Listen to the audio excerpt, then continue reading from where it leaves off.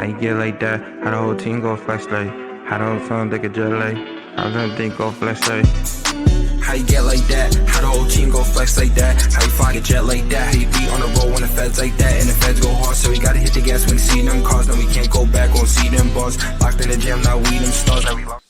Hey yo, what up squad? Welcome back to HOODROK Entertainment, bro. Realest, illest, dopest, most active reaction channel on YouTube. With this video here. Now this got sent to me in the DMs a couple times. I seen it in the comments a few times. People told me check this out, bro. Jordan versus LeBron, the best GOAT comparison. My own personal opinion, bro, just my own personal opinion, there is no comparison. Come on, bro, it's Michael Jordan. Like, come on, bro. Six from 6? Are you kidding me? No, I don't know, bro, I don't know what kind of comparison or what kind of argument this dude's gonna make, whoever made this video, but in my eyes, bro, Michael Jordan, I don't even think there's gonna be another player like Michael Jordan, ever. So to even have LeBron, like Michael Jordan versus anybody, silly to me, bro. Anyway, we're going to get into this. Run the numbers up on this, bro. Hit the notification bell, tap that like button. Let's get into this. Oh, bro, another thing. Man, I still haven't replaced my bong that I broke. So I'm still on my can cone. I'll get around to it at some point. You know what I mean? I'll get around to it at some point, but most of the time I'm just smoking joints. You know what I mean? Blunts, shit like that. But anyway, we're blazing. We're going to get into this. I can't wait to see what kind of comparison he got, bro. Let's go.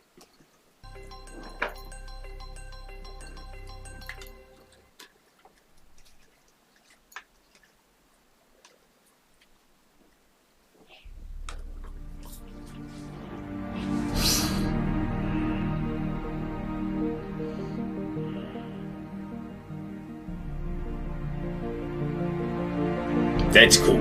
I think that's cool. Now look, don't get me wrong, bro. I love LeBron James.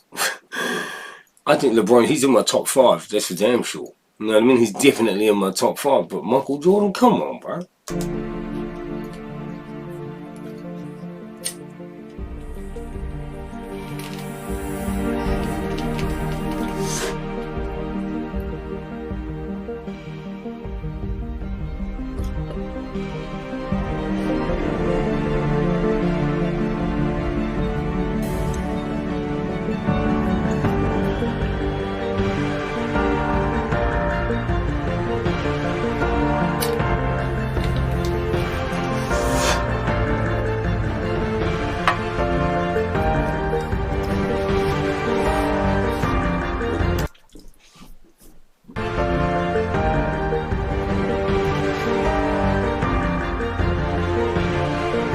Out of here. That weak shit out of here.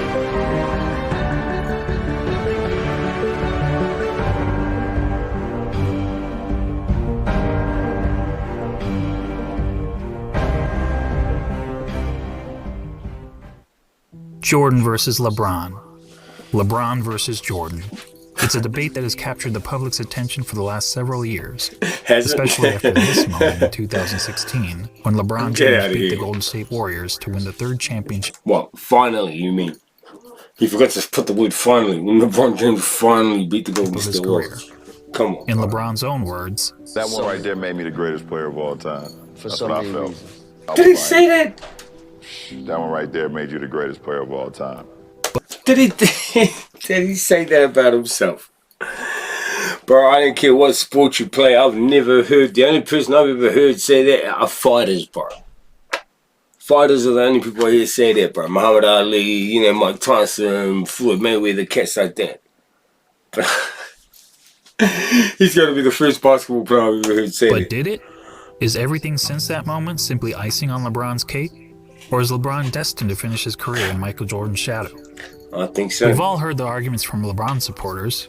He's bigger, he's stronger, he's faster, he's more durable. And from Jordan supporters. Michael Jordan was merely 6-0 with 6 MVPs in the finals. But the GOAT debate isn't as simple as the pundits make it seem.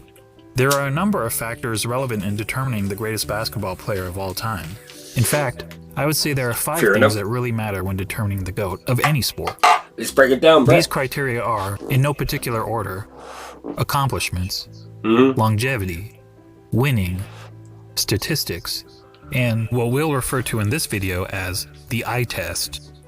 The eye test. And to be the GOAT, you don't need to be the best in any specific category, but you need to be pretty good across the board. Facts. So simply winning 7 championships, like Robert Horry did, isn't enough to get you into the conversation. Yeah, hey, fair enough. Let's go. When we're finished with this video, it'll be plainly obvious that one guy comes out on top.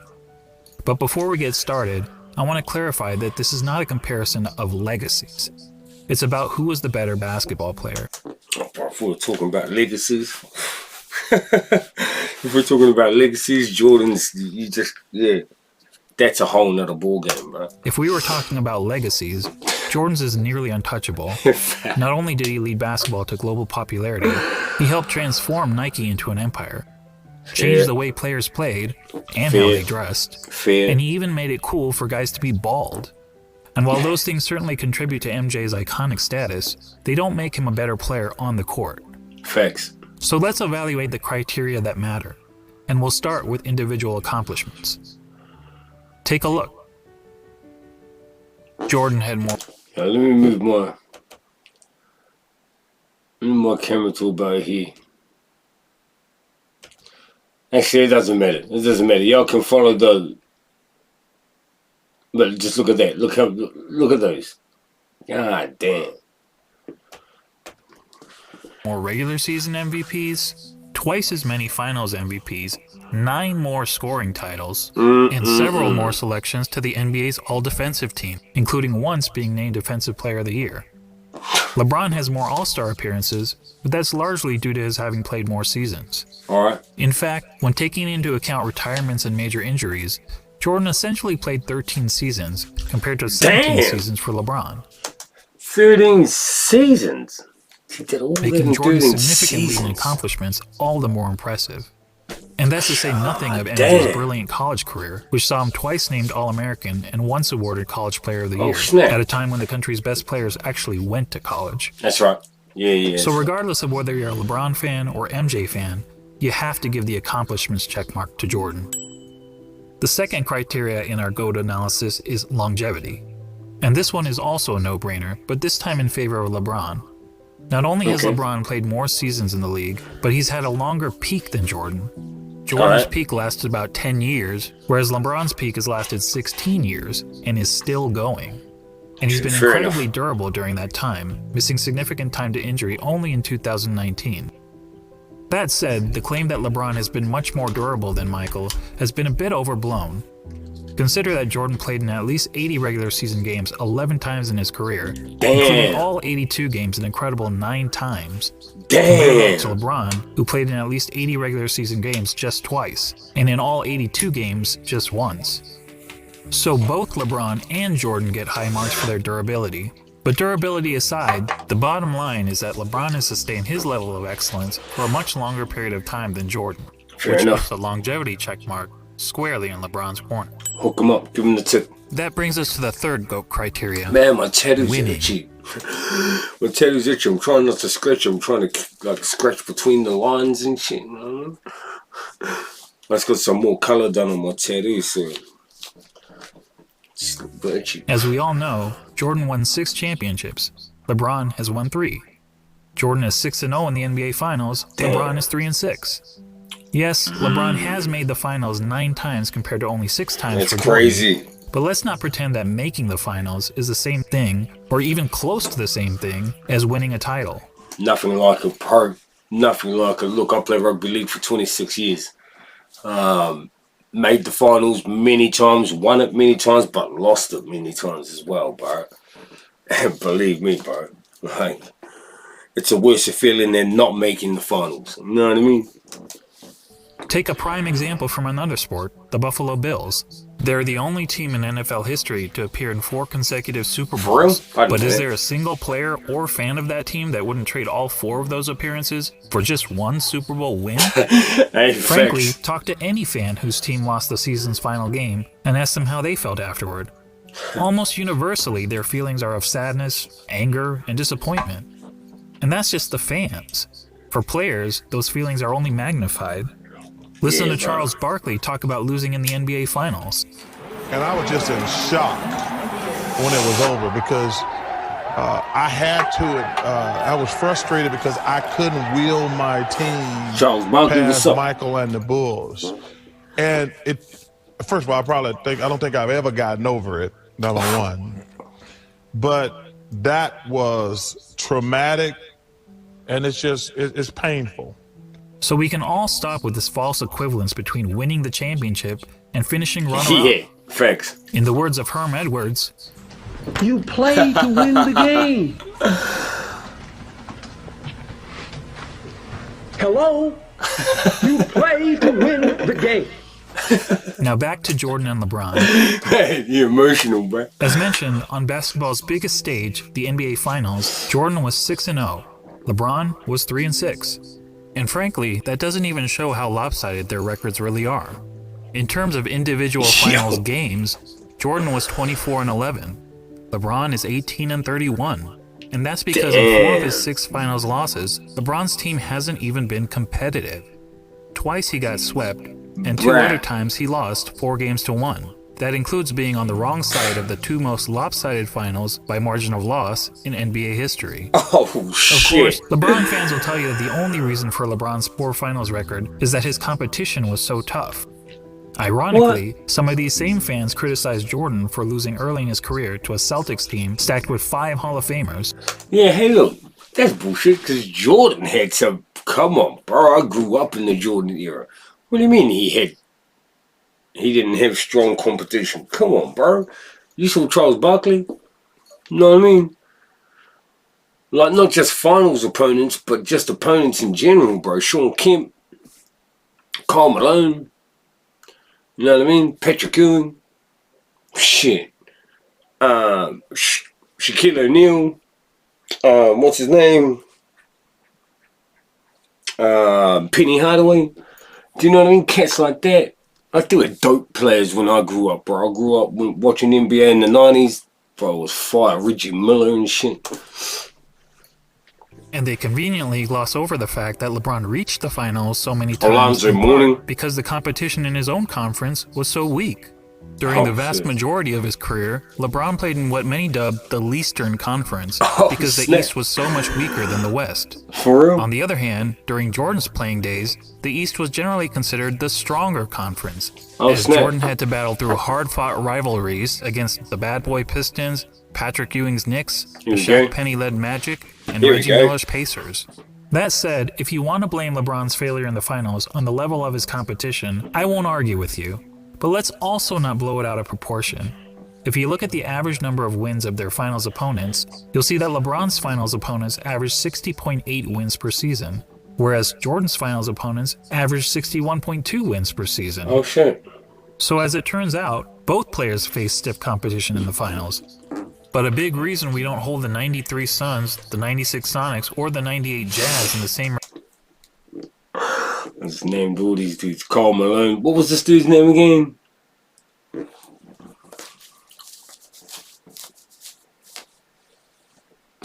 Was it something? Oh, I can't even remember. Regard as some of LeBron's finals opponents is because, unlike LeBron's adversaries, Jordan's opponents never actually won the Larry O'Brien Trophy.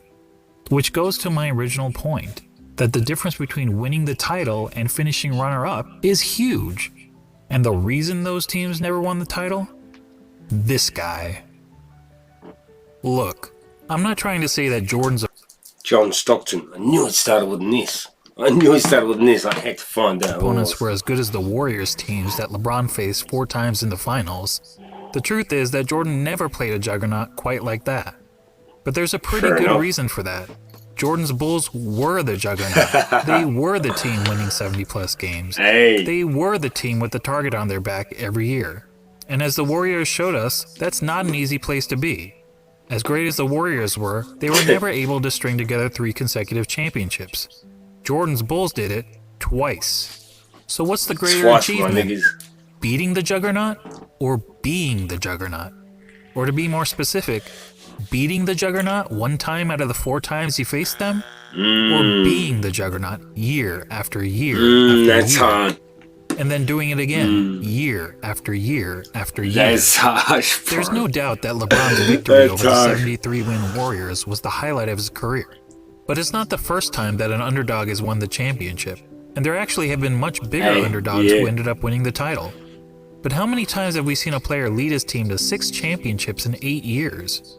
Prior to Jordan's Bulls, only Bill Russell's Celtics ever accomplished that feat in the NBA. That's right, and they living times, incredibly won 11 championships in 13 seasons. However, back then, there was an average of less than 10 teams in the league, and only a couple rounds of playoffs, so it was considerably easier to win a title. And no player, not even Bill Russell, ever had a run of winning 25 of 26 playoff series as Michael Jordan did. Damn, really? 25 of 26? That's crazy. Come on, bro. That's crazy, bro.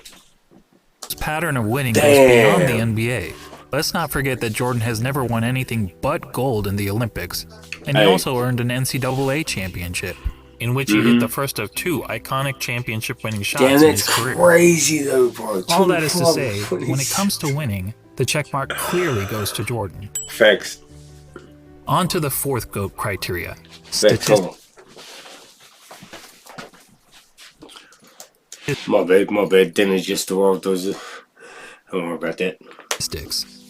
This one is a bit more complicated. I mean, how do you statistically evaluate 2 players who played in different eras under different rules and different positions? One way of doing it is to simply look at the 8 traditional statistics of basketball. Points, assists, rebounds, steals, blocks, field goal percentage, free throw percentage, and turnovers. And we'll focus on per-game stats rather than cumulative stats, since cumulative stats such as total career points and total career assists really speak to longevity, which is already its own category of the GOAT analysis. Per-game stats, on the other hand, is more of an apples-to-apples comparison. So looking at the 8 traditional stats, we see that Jordan leads LeBron in 5 of them: points per game, steals per game, blocks per game, free throw percentage, and fewer turnovers. LeBron leads in the other 3: assists per game, rebounds per game, and field goal percentage. But that's a pretty simplistic way of looking at statistics. So I was thinking. What if we instead turn to analytics? Probably the most well-known analytic stat is player efficiency rating, or PER for short. This metric was created by respected basketball analyst John Hollinger to give an overall rating to a player's performance based on traditional stats like the ones we just mentioned. Jordan has led the league in PER 7 times, LeBron 6 times. Jordan has finished top 3 in PER 10 times, LeBron 9 times. In fact, Jordan has the highest career PER in both the regular season and the playoffs. Bruh. Another popular analytics stat is win shares. Jordan has led the league in win shares 8 times, LeBron 5 times. Jordan has finished top 3 in win shares 11 times, LeBron 6 times. And when it comes to win shares per 48 minutes, Jordan has the highest career rating in both the regular season and the playoffs. What about box plus minus? Until recently, LeBron was actually ahead of Jordan in career box plus minus. But after the 2017 season gave Russell Westbrook the greatest single-season box plus minus in history by a wide margin, the architect of box plus minus realized that the stat was fundamentally flawed. So he made some changes to improve its formula. As a result, Michael Jordan now has the highest career box plus minus in both the regular season and the playoffs. And lastly, what about value over replacement player, which on its face seems to favor LeBron James? Well, value over replacement player is a cumulative stat, and as previously noted, cumulative stats speak more to longevity than they do game-to-game dominance. That said, according to value over replacement player, Jordan owns 6 of the 9 greatest individual seasons ever played. And on a per-game basis, MJ's career rating in value over replacement player is the highest of all time in both the regular season and the playoffs. Are you noticing a theme here? Not only does Jordan beat LeBron in every ratable analytic stat, this is not even close, bro. I'm not even halfway through the video and this ain't even gonna be close. Consistently ranks as the best ever across the board. Before we move on from analytics, I want to mention a lesser-known stat called Gamescore, another brainchild of John Hollinger. Gamescore measures a player's performance in a single game, so it won't tell us who's had the better career, but it does provide insight into who's had the greatest games. Now, we only have Gamescore stats since 1983, so you won't see any mentions of Wilt Chamberlain here. Okay. That said, of the 100 highest game scores ever recorded, incredibly 19 of them belong to Michael Jordan. God in other words, damn. nearly 1 out of every 5 of the best single game performances over the last 4 decades Still has playing been by with MJ. That Still includes the playing with highest game score of all time for Jordan's kidding me, 69.18 rebound masterpiece. This ain't even gonna be Comparatively, close, bro. LeBron has had only 3 of the top 100 game scores. When discussing the GOAT, Nick Wright is fond of asking this question. The aliens come down. You have 1 game to save humanity. Who's your first pick in the history of the world? Well, Nick, I think we have our answer. Yeah, bro. Now that I've finished drowning you in numbers, let's be real. Hardly anyone watching this video knows how to calculate PER, win shares, box plus minus, value over replacement player, or game score. And why should you? No. This is bad. Let me go grab a drink, man. I need a drink for this.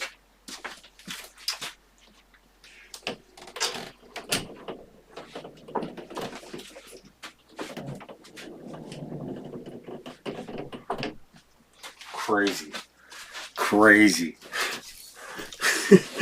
With their tropical punch soda. But this ain't even close, bro. It's not even. There's nothing in it. Nothing in it at all, bro. Like, this is. Like. I don't even know why they're having this comparison.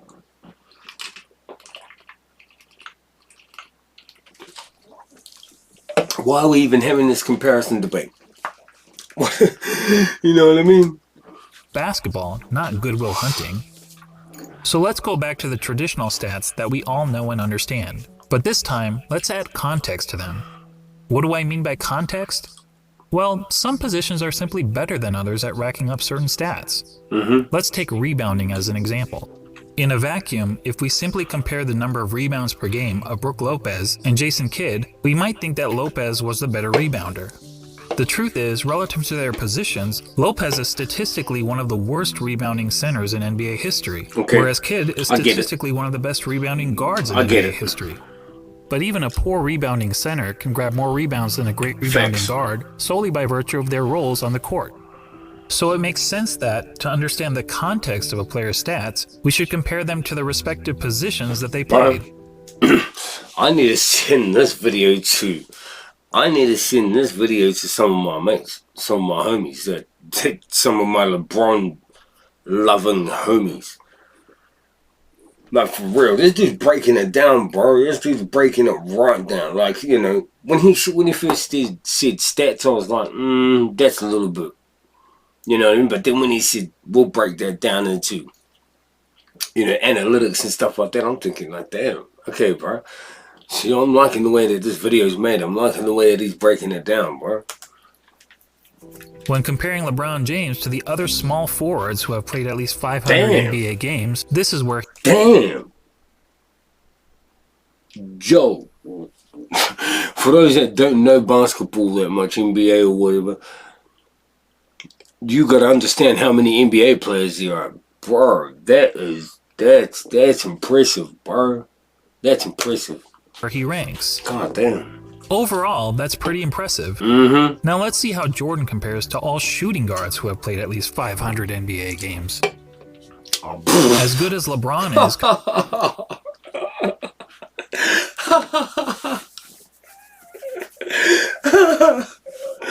Oh, shit.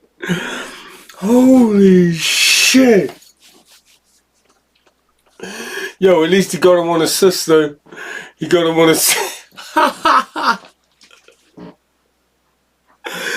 Holy shit. We would have been better off having the Scottie Pippen, LeBron James debate. You know what I mean? Compared to other small forwards, Jordan is on another level when compared to other shooting guards. God damn. He's darn near the top of every major statistical category. And there isn't a single category where LeBron is better than MJ relative to his position, other than assists.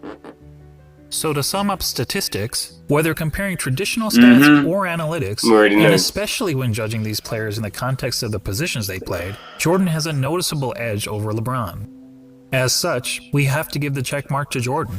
You have a choice, bro. And that takes us to the last category in our GOAT analysis, the eye test. Yeah, what is this? And to be clear, by eye test, I don't mean which of these players is bigger, faster, or jumps higher. None of that is relevant unless we're having a track and field competition. Sure. And frankly, if physical measurables mattered, then George Murasan would be in the GOAT conversation. No, what I mean by the eye test is, if you sat an average basketball fan in front of a TV to watch a player in action, what would he notice that the player is and is not great at? Thankfully, I happen to be an average basketball fan, and I've had the privilege of watching both LeBron and Jordan during their playing days. So unlike a lot of my fellow YouTubers, I haven't merely relied on highlight videos. Cool. Here's what my eyes told me when I saw Michael Jordan play, particularly during his playing days with the Chicago Bulls. He was the best offensive player in the game. He was arguably the best defensive player in the game. He had the best mid-range game. He was the best finisher at the rim. He had the best post-up game, which is incredible considering most players who dominated the post were big men. He was widely considered the most clutch player in the game. He was regarded by opponents as the fiercest competitor on the court. He was regarded by teammates as the hardest worker in practice. And when all was said and done, amongst the other stars of his generation, he was the greatest winner. Now, when you're playing against the elite of the elite athletes of the world, to be the best at any one of those things is pretty remarkable. But to be the best at all of them? I tell you, it's impossible, but for the fact that we saw Michael Jordan do it. And when it comes to the GOAT debate, that's the biggest hurdle facing LeBron. He's basically being compared to a guy who was great at everything and practically had no weaknesses. Seriously, judging by the eye test, what's the worst thing we could say about Michael Jordan's game? Probably that he wasn't a very good three-point shooter. Jordan shot 33% from beyond the arc in an era when the average player also shot 33%. So when it came to three-point shooting, he wasn't good, he wasn't bad, he was normal, just he was average. But remember that Michael played in an age when the three-point shot wasn't a big part of the game. During Jordan's years, teams averaged only 9.5 three-point attempts per game, and Michael himself attempted less than 2 threes per game. 9.5 threes a game? Yeah, I mean, I grew up watching NBA, but I didn't really took notice of that. Damn. And if being an average three-point shooter is a weakness of Michael's game, well, then we also have to call it a weakness of LeBron's game. The difference is that LeBron plays in an era where the three-point shot is a huge part of the game. Hell yeah. During the years in which LeBron played, teams attempted on average over 21 threes per game. And LeBron himself averaged 4.3 three-point attempts per game, or 2.5 times as many as Jordan. Despite the increased emphasis on threes, LeBron's career shooting percentage from beyond the arc is only a hair better than Jordan, at 34%. And it's actually slightly below his peers, who averaged 35% from three during his era. But to reiterate, being an average three-point shooter was by far the worst part of MJ's game. For LeBron, it's not even close. LeBron, in fact, has 4 major weaknesses as a basketball player, each of which is readily apparent to anyone who has actually watched him play. First, he's not a good free throw shooter. For his career, LeBron has shot around 73.5% from the free throw line, which is pretty poor for a player who handles the ball as much as he does. In fact, many analysts point out that at the end of games, LeBron shies away from driving to the basket because he's afraid of being sent to the line. I don't know whether that's true, but what I do know is that the odds of LeBron hitting 2 consecutive free throws is statistically not much better than a coin flip. Jordan, on the other hand, shot a solid 83.5% from the free throw line during his career, and MJ never shied away from contact at the end of games. LeBron's second weakness is that he's an inconsistent defender. Sure, he's had some years where he was elite defensively, which is evidenced by his numerous selections to the NBA's all-defensive team, but he's also had several years where he's practically been a liability on the defensive end. Compare that to MJ, who during his Bulls days was a consistently elite defender. Shit out of here, Reggie. Compare that to MJ, who during his Bulls days was a consistently elite defender. In fact, Jordan is the only player to rank in the top 5 amongst all guards in both steals per game and blocks per game for his career. Additionally, Michael led his position in defensive win shares practically every year that he played for the Bulls, an incredible 10 times. LeBron, comparatively, has led his position in defensive win shares on just 4 occasions, and in 5 of his last 7 seasons, he didn't even crack the top 10 at his position in defensive win shares. He didn't even want to try and jump with Durant, with Kevin. He didn't even want to try and jump. Some will excuse LeBron's recent fall-off on the defensive end as a byproduct of his resting on defense so that he can have more energy on offense. It's a weak and we excuse. can debate the merits of that Did he strategy, just say that? resting on defense so that he can have more energy on offense. Did he just say that? He's a professional athlete, bro. Did he just say that? The defensive end as a byproduct of his resting on defense so that he can have more energy on offense. And we can debate the merits of that strategy, but resting on defense is not something Michael Jordan was ever accused of doing. Never ever. Heck, even as a 40-year-old, he was busting his tail on the defensive end. Give me that. But what about the notion that LeBron's been Give me a more that. That was versatile dirty. defender? LeBron supporters will argue that he can guard positions 1 through 5 on the court, such as when he guarded Derrick Rose for stretches in the 2011 playoffs. But LeBron's guarding the opposing team's point guard or center isn't something that happens very often. Okay. In fact, during his career, LeBron has spent less than 5% of his total minutes guarding the opposing players 1 or 5. So the versatility argument is highly exaggerated. And look, when it comes to versatility, Hometown Buffet may have a more versatile menu than Spago. That doesn't make it a better restaurant. LeBron's third weakness is that he's not a very good shooter. And this is a pretty significant flaw for someone claiming to be the GOAT. I mean, shooting the ball is the quintessential skill in the game of basketball. It's the part of the game that everyone practices, whether on the playground, at the YMCA game of basketball. It's the part of the game that everyone practices, whether on the playground, at the YMCA, or in the NBA. Now, some people will contend that LeBron is actually a better shooter than Jordan because he has a better career field goal percentage. And yes, LeBron's career field goal percentage is 50.4% compared to Jordan's 49.7%. But recall what I said about placing stats into proper context. To help us understand context when it comes to shooting, allow me to introduce DeAndre Jordan and Tyson Chandler. We all know that DeAndre and Tyson were great rebounders and defenders, but what if I told you that they were also 2 of the greatest shooters of all time? That would be certifiably crazy. Yet if you look at all the shooting metrics, field goal percentage, effective field goal percentage, true shooting percentage, both of these guys rank near the top in NBA history. Of course, there's an obvious reason for that. As we all know, both DeAndre Jordan and Tyson Chandler take a lot of their shot attempts on dunks, layups, and putbacks, which are extremely high percentage shots. Well, guess what? So does LeBron James. In fact, every single year of his career, the shot that LeBron James has taken the most has been within 0 to 3 feet from the basket. In other words, dunks, layups, and putbacks. More than 1 of every 3 of LeBron's shots has been within this point-blank range, which is aided by his playing in an era where it's been relatively easy to get to the rim. Particularly, I forgot about that too. Bro, you can't even touch a dude today. I forgot about that, bro. If Jordan was playing in today's era, with how easy it is to get to the rim today, bro, he'd be scoring 45, bro, average. He'd average 45 a game. When compared to the physical era in which Jordan played. And just like every other player, LeBron is really effective from 0 to 3 feet, hitting over 73% of these shots. But how does LeBron fare from outside this range? According to basketballreference.com, LeBron's shooting percentage from outside 3 feet is 37.5%.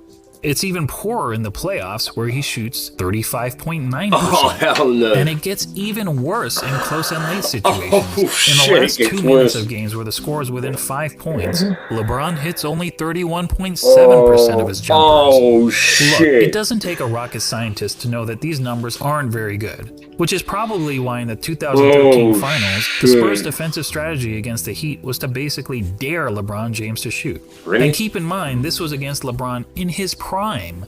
Can you imagine an opposing coach using a similar strategy against MJ? They did. Now, LeBron actually credits the Spurs for forcing him to work on his jump shot. But it's not as if his results have gotten much better since then.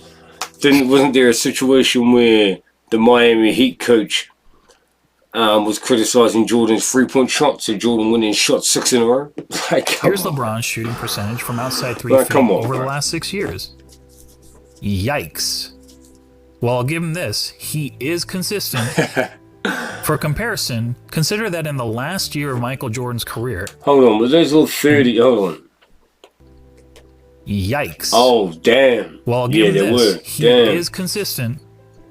For comparison, consider that in the last year of Michael Jordan's career, as an aging player on the Washington Wizards, Jordan shot close to 42% from outside 3 feet. While that's certainly not great, it means that even as a 40-year-old shell of his former self, Jordan was still a better shooter, a far better shooter than LeBron James. Unfortunately, Basketball Reference doesn't have advanced shooting metrics from Michael's Bulls days when he was a significantly more efficient scorer. But few would argue that Michael was anything but a lethal jump shooter when he was wearing red and black. When it comes to shooting, all of us can recall practicing shots on the blacktop, counting down 3, 2, 1 before launching a shot at the rim. Well, if you were pretending to be LeBron James, you'd brick almost 2/3 of the time. Actually, that's not entirely true. If you were playing against a countdown, it would be much, much worse. Really? And that gets me to the last major weakness of LeBron's game, his performance, or more accurately, lack of performance, in the clutch. Remember when people were praising, or more accurately, lack of performance, last major weakness of LeBron's game, his performance, or more accurately, lack of performance, in the clutch. Remember when people were praising LeBron for making a couple of buzzer beaters in the playoffs 2 years ago? They used these stats to claim that LeBron was better in the clutch than Jordan. But look at these numbers carefully. What stands out to you? How about this? People were using a sample size of less than 1 shot per season to make the case that LeBron was more clutch than Jordan.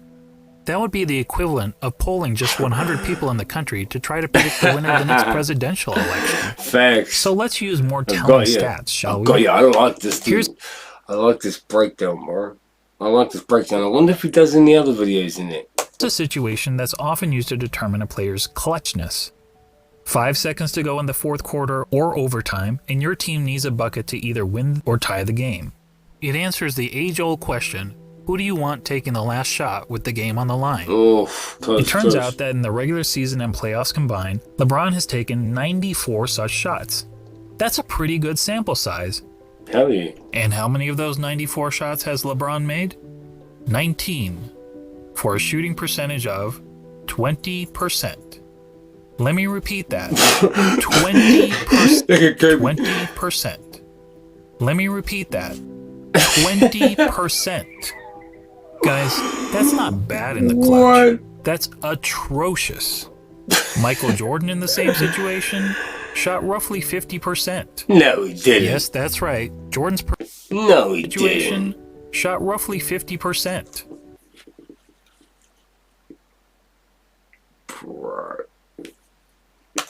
Yes, that's right. Jordan's performance under pressure was the same as it was throughout the rest of the game.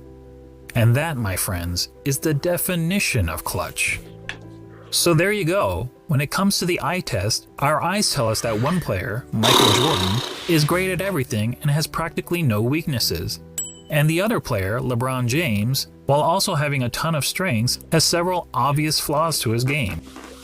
And when all is said and done, after analyzing the 5 key factors of being the GOAT, Jordan gets 4 check marks to LeBron's 1. Come on. Making this GOAT debate, well, not much of a debate at all.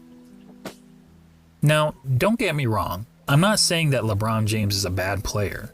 He's a phenomenal player. Yeah, he is. Personally, I have him on basketball's Mount Rushmore, along with Jordan, Kareem, Wilt Chamberlain, and Bill Russell. Okay. He's just not... Okay. I'll go Jordan, Larry Bird, Magic Johnson, LeBron James, and look, I can only say Kobe Bryant because I haven't seen Kareem or any of these other dudes play, so I've got to say Kobe.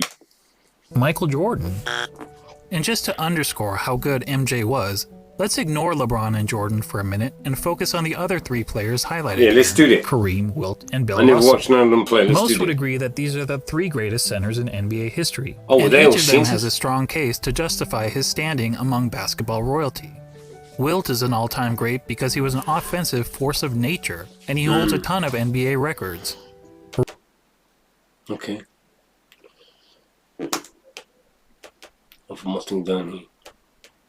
Russell is in the conversation because he was a dominant defender and a perennial champion. Kareem also led his team to numerous titles, and in terms of individual awards and accolades, was the most decorated of the three. Not to mention, he had the NBA's most unguardable shot. Now imagine a center that had all the best qualities from these three titans. A player like that would be the basketball equivalent of Thanos. Now add to that player the highest level of intangible attributes, such as a tireless work ethic, unmatched killer instinct, and an ability to deliver in the clutch. And now you'd essentially be looking at Thanos with all of the Infinity Stones, and no one would question whether this player was the greatest of all time. But the truth is, we don't have to imagine such a player. That player already existed. He just happened to be a shooting guard, not a center. When you think about it, Michael Jordan is the real-life version of an overpowered video game character. Yo, facts. He had all the qualities we look for in a superstar athlete, and he had it in spades. Yes, he did, He's basically Babe Ruth, if Babe Ruth played defense like should I Willie rant for Babe Ruth? And that's why, even in comparison to the other all-time greats, he is truly in a class of his own. Yo, look how many Lakers are down Simply there. put, 1, 2, 3, he's 4. the GOAT. God damn.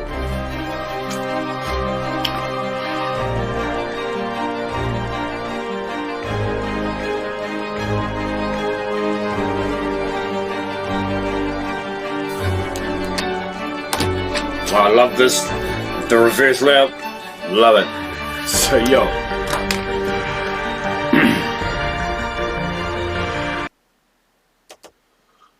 There was no debate. I don't know what debate they're talking about. I'm not too sure what debate they're talking about. Like I said at the start, bro, there is no debate. It's Michael Jordan, bro. You know what I mean? It's Michael Jordan. God damn, sorry LeBron, but look, I love LeBron. Like I said, he's in my top 5 too. But like he said, that ain't Michael. Hey yo, thanks for tapping in, bro. That was a dope video, bro. Damn. 32 minutes long. That was fun.